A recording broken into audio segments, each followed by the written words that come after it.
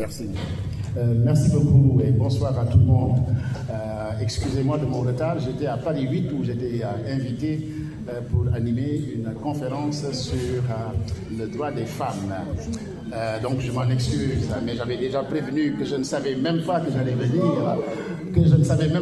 venir, mais quand Yves et Daniel m'invitent, je fais tout pour arriver, même si j'arrive en retard, mais au moins je viens donner ma contribution. Le sujet que je voulais aborder, alors je ne suis pas Bakary Sissoko, je suis philosophe, je vous demande d'attacher vos ceintures, mon axe sera différent de l'axe de mon ami Félix, mais le fond est le même. J'ai suivi les enseignements du guide. Je le suis de temps en temps, je vous ai dit que quand j'accompagne quelqu'un, je le suis. Voilà, parce que je suis un philosophe qui apprend beaucoup des autres. Moi, je suis un boulimique du savoir. J'apprends de Daniel, j'apprends de Yves, j'apprends de vous.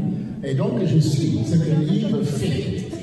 Et je suis beaucoup en phase avec tout ce qu'il fait. Et vous allez retrouver ça dans mes propos. Et je voudrais commencer par un grand pédopsychiatre qui s'appelle Ruffo. Ruffo est un excellent pédopsychiatre. Il nous apprend une chose. Chaque individu est un sujet. Je peux ressembler à Daniel, mais je ne suis pas Daniel. Ça s'appelle ressemblance, mais pas identité. Ce qui va fonctionner chez Daniel peut fonctionner chez moi, mais pas forcément. Nous n'avons pas le même héritage, nous n'avons pas le même parcours, nous n'avons pas la même vie, nous n'avons pas la même nationalité, nous n'avons pas les mêmes expériences. Il peut y avoir des similitudes, des ressemblances, mais ce ne sera jamais Daniel égale Pape Sissoko. Et ça, c'est extrêmement important. Et nous l'enseignons, je l'enseigne à des médecins, à des psychiatres qui font effectivement, vous savez, quand ils travaillent sur l'individu, ils vont essayer de faire des critères pour vous analyser. Mais nous, on leur demande, depuis 25 ans que je l'enseigne, alors ça dérange beaucoup, hein, parce qu'ils ont fait de grandes études, mais ce n'est pas grave, nous on est tranquilles. On leur demande d'émigrer de leur certitude. On leur demande émigrer de leur certitude. Écoute Daniel, écoute très bien Daniel. Toi tu as fait des études à l'université. Oh bravo, super. Mais Daniel, il a une valise que tu ne vois pas. Il voyage avec une valise. Mais cette valise, il y a beaucoup de choses. Donc tu dois tendre aussi l'oreille pour écouter Daniel. Vous voyez, ce travail du praticien et du sujet est très important. Cette relation de confiance va permettre effectivement à la personne de se dévoiler. J'entre dans le dévoilement. Quand vous lisez un grand philosophe qu'on appelle Socrate, Socrate nous apprend une chose, n'ayez pas peur, apprenez à mourir. Alors ce n'est pas juste mourir, hein? Non, c'est une image.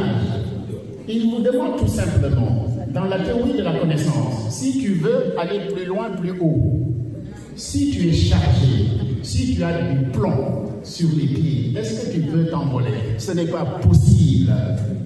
Nous avons tous des maux, M-A-U-X. Nous avons tous des difficultés existentielles. Nous avons tous des parcours difficiles, mais aussi des parcours heureux. Alors, on va prendre les parcours difficiles, puisque je sais que vous travaillez beaucoup, et c'est pourquoi, quand je peux donner le peu de savoir que je peux donner, je viens. Je sais que Yves et les autres, vous travaillez beaucoup pour prendre la main de certaines personnes et les élever. Mais avant de les élever, vous prenez le marteau pour déconstruire. Ça fait très mal. C'est ce qu'on appelle la théorie du miroir. Acceptez de vous regarder en face du miroir. Parce que quand vous vous ignorez, quand vous ne vous regardez pas, quand vous vous mentez, ben vous vous mentez, mais vous ne réussirez jamais. Et Yves, une fois, je l'écoutais et il parlait, vous avez quitté l'Afrique pour fuir l'excision. Vous venez à Paris, mais à aucun moment vous n'êtes allé voir des associations qui travaillent sur l'excision. C'est une vidéo de livre, hein, moi je ne l'invente pas. Et quand j'ai vu ça, je dis, ah, mais ça c'est super, ça, j'adore ça. Mais quand il a pris l'exemple de l'excision, ça peut être autre chose. Mais la première chose, c'est de chercher les associations qui travaillent dans ce domaine, qui vont vous donner des outils, qui vont vous accompagner, mais qui vont aussi vous réparer. Parce que vous êtes brisé, vous êtes mal, donc ils vont vous écouter pour vous prendre la main, parce que vous en avez besoin. Et c'est extrêmement important quand on est dans une quête, dans une recherche. On n'est pas bien, on est angoissé. Vous savez qu'on déprime beaucoup. Alors je vous dis une chose, on dit qu'en Afrique on ne déprime pas, c'est faux. Hein? C'est la société qui cache la dépression en Afrique. Ici on est seul, la dépression on la voit plus facilement. Bien, c'est pourquoi votre AFBI est très bien, parce que c'est une structure où vous vous retrouvez pour passer du temps, mais aussi pour apprendre. C'est-à-dire que ce n'est pas seulement pour jouer, mais aussi pour apprendre. Parce que c'est ce qu'on appelle la théorie du miroir. Parce que si on AFBI vous ment, mais vous ne vous en sortirez jamais. Ce qu'on veut, alors moi je suis très dur quand j'enseigne, quand je donne des conférences, quand on m'invite, c'est un risque. Parce que je ne viens pas pour séduire, je viens pour dire la vérité et je continue mon chemin. Je vais au Japon, je vais à Tahiti, je vais au Sénégal, etc. Je continue mon chemin. Et 2 ans après, vous allez dire, ah, M. Sissoko, ce que tu avais dit m'avait dérangé, mais tu as raison. Donc, il y a ce qu'on appelle la théorie du dépouillement. Et Socrate nous dit, celui qui n'est pas capable de se dépouiller, de faire la paix avec lui-même, celui qui n'est pas capable de se regarder, de se poser des questions critiques, ne peut pas s'élever.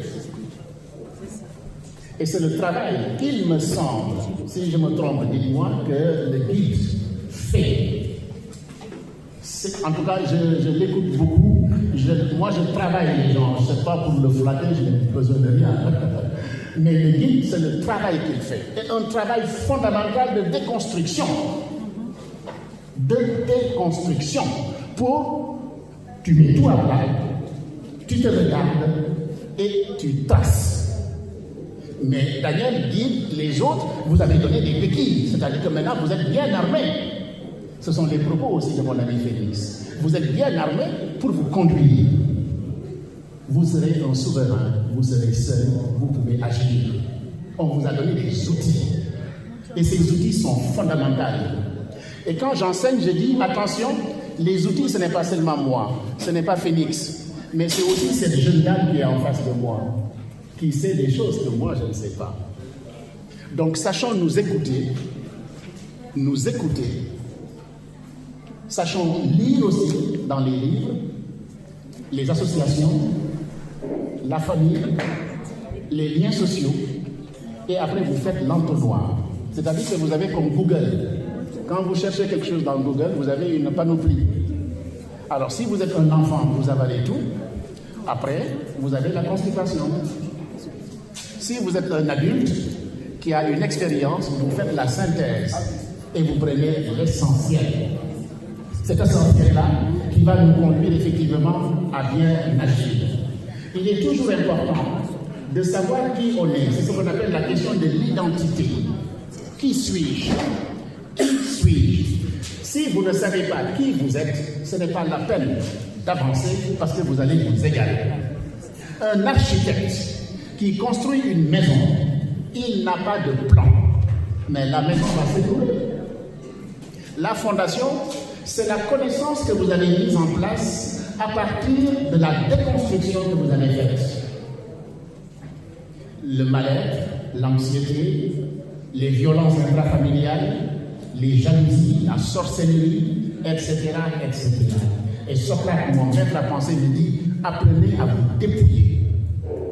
Enlevez tout ça. Ça fait très mal. Et en philosophie, on dit, il faudra couper et cautériser. On coupe, on cautérise ce qui n'est pas bon pour aller chercher ce qui est meilleur. Je ne dis pas bon parce que je ne suis pas Dieu, mais ce qui est meilleur et ce qui est commode. Et ça, c'est extrêmement important. Donc, je ne vais pas aller plus loin parce que mon ami a dit des choses extrêmement puissantes sur le mal et de beaucoup plaisir à écouter cette conception de l'harmonisation à partir de l'égyptophilie ou de l'égyptomanie, que je connais, mais je n'en suis pas spécialiste, c'est pourquoi j'aime beaucoup l'écouter, même s'il est très bavard. Hein, mais il connaît beaucoup de choses. Je voudrais tout simplement vous dire, osez le miroir, osez fréquenter Afbi, osez me lire si vous voulez, j'ai besoin de rien, osez me lire. Voilà, ça fait très mal, beaucoup de gens souffrent en me lisant, en m'écoutant, mais je gagne toujours, parce que je suis fondamentalement panafricain. Fondamentalement, je vous aime tous. Ce que je veux, ce n'est pas que moi seulement que je réussisse. Ce que je veux, c'est que chaque personne ici puisse se conduire bien. Pas d'inquiétude, moins de stress, être bien, quel que soit ce qu'on est. Et que personne ne vous impose un chemin que vous ne voulez pas prendre. Personne n'a le droit de vous imposer un chemin que vous ne voulez pas prendre. Le guide, quand il fait son travail de déconstruction, vous amène à enlever tout le mal, tout ce qui vous fait mal, tout ce qui pèse le cœur, pour l'alléger. Et à partir de l'allègement, mais nous sommes des êtres de raison, nous sommes tous intelligents. Ce n'est pas le philosophe qui est le plus intelligent, ce n'est pas l'universitaire qui est le plus intelligent. Moi, j'adore écouter, vous savez, les paysans. Quand j'ai fait mes études à Besançon, j'allais beaucoup voir les paysans. Il me dit, mais toi, tu viens nous écouter, nous, on n'a pas fait d'études. J'ai dit, mais c'est ça qui m'intéresse. Parce que moi, j'ai fait des études, je suis pollué. Mais toi, c'est la nature. Et on échange. Et c'est pur. C'est ce qu'on appelle la sagesse. Mais la sagesse, on la trouve à la fin. N'ayez pas honte de votre patrimoine culturel. Nous avons beaucoup de ressources dans notre patrimoine culturel, que ce soit au Cameroun, au Sénégal, etc. Nous, on l'enseigne. Hein? Nous sommes riches. Et quand vous écoutez nos anecdotes, nos proverbes, mais ça vous fait du bien. Moi, quelquefois, pour dormir, et pourtant j'ai une bibliothèque de plus de 2000 livres, je pouvais prendre un livre, mais j'écoute Yves, ou j'écoute mon ami Félix, ou j'écoute une vidéo, ça me donne des idées, et je le pose. Et demain, après-demain, je reviens dessus. Mais j'apprends tous les jours. Donc n'hésitez pas, ne restez jamais seul, chers amis, ne restez jamais seul.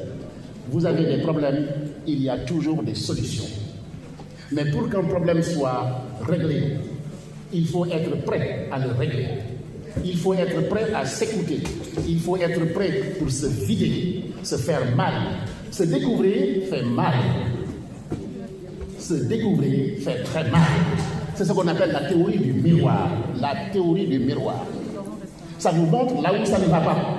Et c'est là où ça ne va pas qu'il faut aller chercher. Vous savez, le médecin, et je vais terminer là, en Afrique, on avait souvent des gens qui ont de grosses plaies, qu'on avait du mal à soigner. Les infirmiers d'avant, pas les jeunes maintenant, qu'est-ce qu'ils font? Ils vont racler. S'il y a des médecins ici, ils me diront oui. Ils vont racler. Parce que si tu racles en surface, tu vas soigner, mais tu ne guéris pas. La chose va revenir. Nos infirmiers d'il y a 50 ans, mais ils vont racler. Ça fait très mal, mais ça fait mal pour que demain tu n'aies plus mal, que tu sois soigné. N'ayez pas peur de demander, exposez vos difficultés, on vous accompagnera dans la mesure du possible. Et je vous souhaite vraiment de bons moments. Que tout le monde soit heureux. Voilà, c'est tout.